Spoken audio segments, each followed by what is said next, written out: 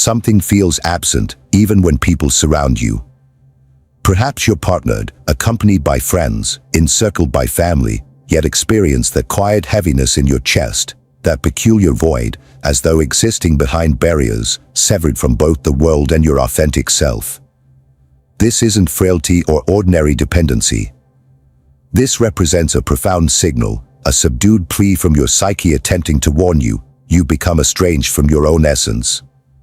Carl Jung identified this internal hollowness as a form of quiet existential crisis plaguing contemporary individuals.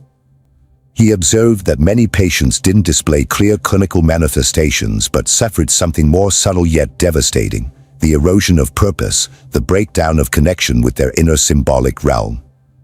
This inevitably manifests in your bonds with others. When you disconnect from yourself, you begin anticipating that others will fill the emptiness you refuse to acknowledge. This explains why modern relationships appear so delicate, so easily shattered, so laden with unfulfilled expectations. Individuals unite while carrying unacknowledged needs, casting onto others what they internally lack. When the other person fails to fulfill that function, when they don't heal the injury, don't fill the gap, don't satisfy unconscious expectations, frustration, distance, and anguish emerge. The relationship crumbles. But what collapsed wasn't love, it was illusion. This pattern perpetuates itself. You leap between relationships or exist within one that feels barren, attempting to rekindle something that was never genuinely present. The issue doesn't lie with people who've entered your life. It exists in what you've yet to acknowledge within yourself, in the shadow you haven't integrated, in the inner feminine you reject, in the unconscious masculine you project. It resides in your soul, forgotten and stifled by an existence that only gazes outward. This exploration won't provide simple solutions because no easy answers exist for such profound questions. However, it can illuminate the pathway Jung suggested, the route back inward. As long as you continue seeking external remedies for internal voids, you'll remain ensnared in cycles of dissatisfaction. What you experience isn't insignificant. It's your unconscious attempting to awaken you. The moment has arrived to listen. Today's most destructive psychological anguish doesn't explode dramatically, doesn't demand attention, doesn't cry out. It murmurs, day after day, until individuals become accustomed to the void. You awaken, complete responsibilities, converse with people, labor, consume media, attend social gatherings. Yet all this seems performed by someone operating automatically. Something perpetually remains missing, even when everything apparently aligns properly. This suffering lacks classification in traditional clinical psychology. It doesn't manifest through outbursts or visible breakdowns. It infiltrates gradually, quietly, until existence loses its vitality and brilliance. Carl Jung observed this phenomenon with disturbing precision. In The Modern Man in Search of a Soul, he reveals that many patients, though presenting no diagnosable mental disorders, carried profound emptiness and purposelessness within themselves. Most shocking, these individuals were often successful, productive, functional by society's standards. They possessed stable careers, relationships, prestige, yet felt fundamentally disconnected from something essential. What was absent wasn't affection, wealth, or recognition, it was soul. In Jungian thinking, soul isn't abstract or religious, its existence's symbolic dimension. It provides life's depth, allowing each experience, however simple, to be felt completely. When this dimension is neglected, life becomes a sequence of tasks, duties, and performances. The individual adapts to the external world but at the cost of brutal internal impoverishment. This eventually surfaces, sometimes as boredom, other times as chronic discouragement, occasionally as generalized dissatisfaction destroying everything constructed. In this state of existential numbness, relationships begin failing. You expect others to bring meaning, for love to reignite life's flame, for companionship to ease existence's invisible burden. But others cannot fulfill this role because they too, quite likely, carry identical emptiness. The encounter between two beings disconnected from their souls inevitably generates frustration, conflict, and abandonment. Modern society, by prioritizing having over being, has severed the bridge between individuals and their inner worlds. We reward performance, productivity, image, but ignore the soul's subtle calls, dreams, symbols, intuitions, nameless discomforts. The more we deny this aspect, the louder it screams. This scream appears where we expose ourselves most, in relationships. But this emotional collapse you feel isn't the end, it's the beginning. It carries an invitation to look within. To understand this, we must recognize how relationships actually function as living mirrors of our internal fragmentation. Human relationships, regardless of their apparent reality and intensity, often constitute mere psychological enactments. When you enter bonds carrying unrecognized parts of yourself, what you refuse to see in yourself becomes projected onto others. You believe you're falling in love with someone, but you're actually falling in love with an internal reflection never integrated. You think you're despising someone else's behavior when you're actually encountering a shadow always repressed within you. This isn't superficial romanticism, it's depth psychology. Carl Jung warns that most relationships are constructed on unconscious projections. You don't perceive others as they are, but as your psyche needs them to be. This other person becomes a container for everything disordered within you, unacknowledged desires, unhealed wounds, unprocessed traumas, unresolved childhood needs. You demand, blame, idealize, control, not because you love, but because you're desperately attempting to obtain from others something you could only discover within yourself. This explains why many relationships begin with enchantment and end in destruction. Initially, projection is beautiful. The person seems perfect, complete, magical. They represent psychological salvation, symbolic return to lost paradise. But as time passes and coexistence reveals reality, the projected image begins deteriorating. Disappointment arises, frustration, anger. You wonder how this person changed so dramatically. The truth is they haven't changed, you've begun seeing beyond the projection. This mechanism operates in romantic relationships, friendships, family bonds, and workplace dynamics. We project authority onto supervisors, idealize parents, demonize colleagues, seek approval from friends, all attempting to internally reorganize what was never integrated.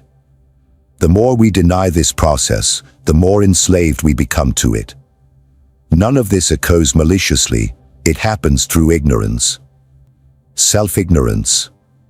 When humans remain unaware of unconscious contents, they live governed by them. One of the most powerful archetypes operating in this relational scenario is what Jung called anima and animus, representations of the feminine in the masculine psyche and the masculine in the feminine psyche. These archetypal forces, when unrecognized, distort our most intimate relationships. They make us love blindly, hate irrationally, become emotionally dependent, or flee from involvement. Understanding how they silently shape our deepest connections requires confronting their functioning directly. Within every human being exist psychological polarities that, when unrecognized, quietly assume control. Jung referred to these forces as anima and animus, two fundamental archetypes of the collective unconscious. These aren't merely symbolic concepts, they're living energies shaping how we love, desire, fight, and relate. When balanced, they serve as bridges between ego and unconscious. When repressed or unknown, they transform relationships into emotional battlefields laden with idealizations, frustrations, and destructive patterns. The anima represents the archetypal feminine image in the masculine psyche. It's not about external women but about everything men project onto women: emotions, sensitivity, intuition, mystery, beauty, danger. When the anima isn't integrated, it acts autonomously, causing men to seek in external women an idealized figure corresponding to their unconscious fantasy. They fall in love with shadows, symbols, pieces of themselves they've refused to integrate. When real women fail to match this internal image, which always happens because no woman can carry another man's soul, resentment, distance, and contempt arise. The same woman once adored as a muse becomes hated as a threat. The animus represents the masculine archetype in the feminine psyche. This figure manifests as critical thinking, formed opinion, authority, action. When the animus is unconscious, it dominates women from within, causing them to perceive external men as enemies, dominators, or saviors who must solve their lives. This generates relationships based on submission, aggression, or emotional dependence. The woman doesn't engage with the real man before her, but with an inner masculine figure that distorts perceptions and fuels conflicts. These forces are neither good nor bad, they're necessary. But when operating without awareness, they completely distort how we perceive others. The anima makes men seek completeness in external femininity when they should seek it within. The animus makes women struggle with external masculine figures when the true battle is internal. The result is always identical: broken relationships, pattern repetition, endless cycles of seeking and frustration. Integrating anima and animus is therefore crucial in the individuation process. This means recognizing these internal images, dialoguing with them, giving them form and awareness. A man who integrates his anima becomes more empathetic, creative, and emotionally profound. A woman who integrates her animus develops confidence, assertiveness, and rational clarity without needing to battle the world. But this integration requires courage, confronting contents denied throughout life, renouncing the childish notion that others will complete you. Others aren't your salvation, they can only be companions on the journey if you've already begun walking alone. As long as these internal forces remain unconscious, you'll continue seeking externally what's missing internally. You'll continue feeding the illusion that love heals the soul's wound. But Jung shows us the opposite: first heal the soul, then learn to love. From early age, we're taught, subtly or explicitly, that somewhere in the world exists someone who will complete us. This idea, deeply rooted in Western culture, is repeated endlessly in films, songs, novels, and superficial therapeutic discourse.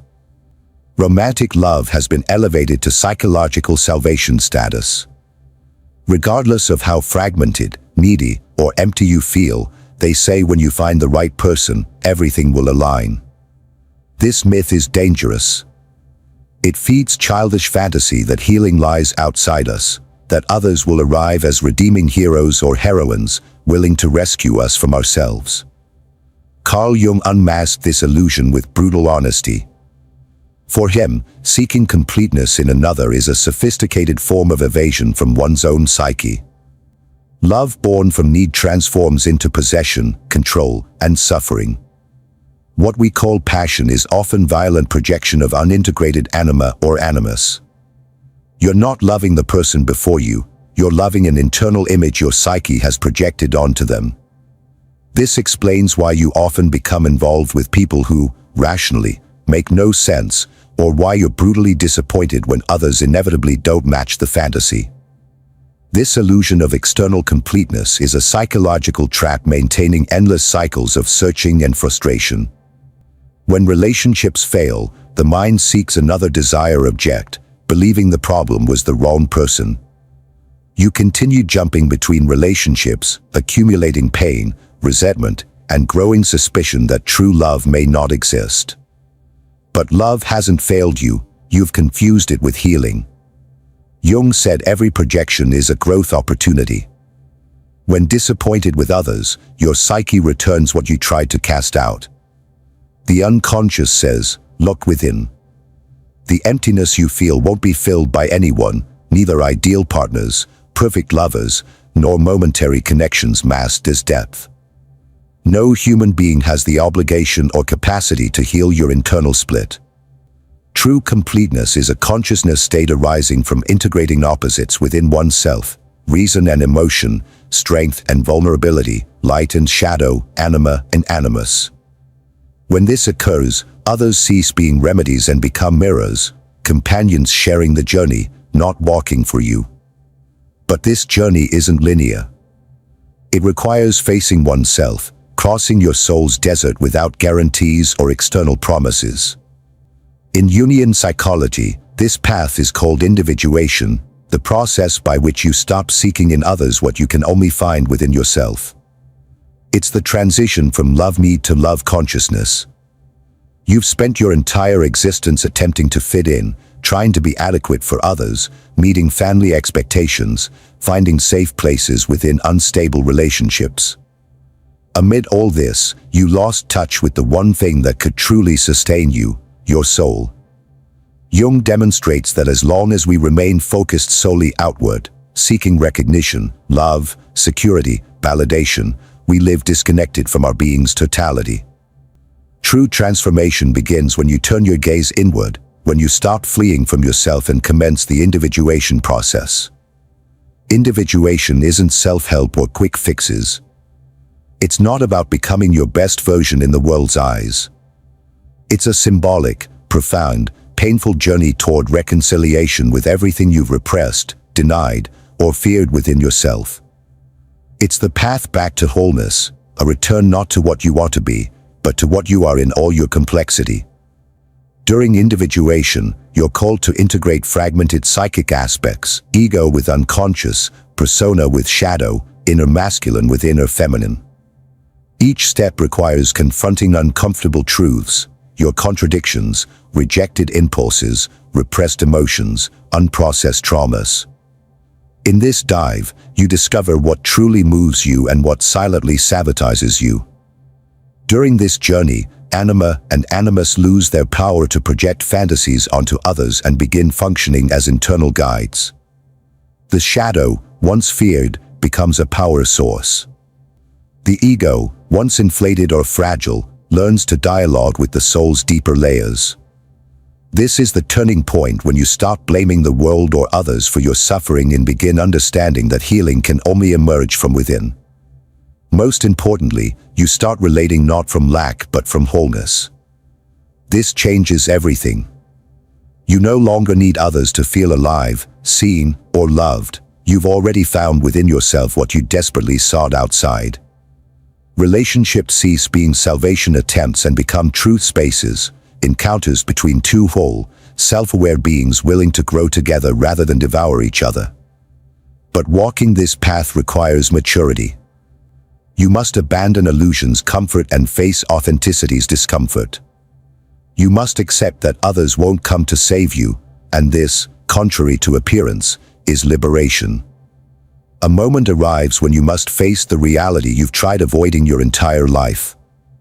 Regardless of how much someone loves you, how hard you try keeping relationships alive, how much you idealize others, no relationship, however intense or sincere, will save you from yourself. This is harsh but liberating truth, because as long as you seek salvation in someone else's love, you'll remain trapped in expectation and frustration cycles that drain the soul. The healing you seek isn't in others, it's in you. It's in the moment you sit with yourself and stop running. It's in the time you face inner silence without needing distraction. It's in the instant you look at your shadow and decide to stop projecting it onto anyone else. From there, everything begins changing, not from outside in, but inside out. Relationships aren't the problem, they're the mirror. They reveal, with surgical precision, what's misaligned within your psyche. When you feel invisible in relationships, perhaps you're blind to yourself. When you feel others don't listen, perhaps you haven't listened to your soul for years. When you're repeatedly disappointed, perhaps you expect someone to play a role only you can fulfill. The good news is you no longer need to remain trapped in this cycle. The individuation process, the journey toward wholeness, has already begun when you decided to stop and listen to this message. This itself signals that something within you no longer wants to live anesthetized, no longer wants to repeat identical mistakes. It wants to awaken. But awakening hurts. It requires courage to release comforting illusions.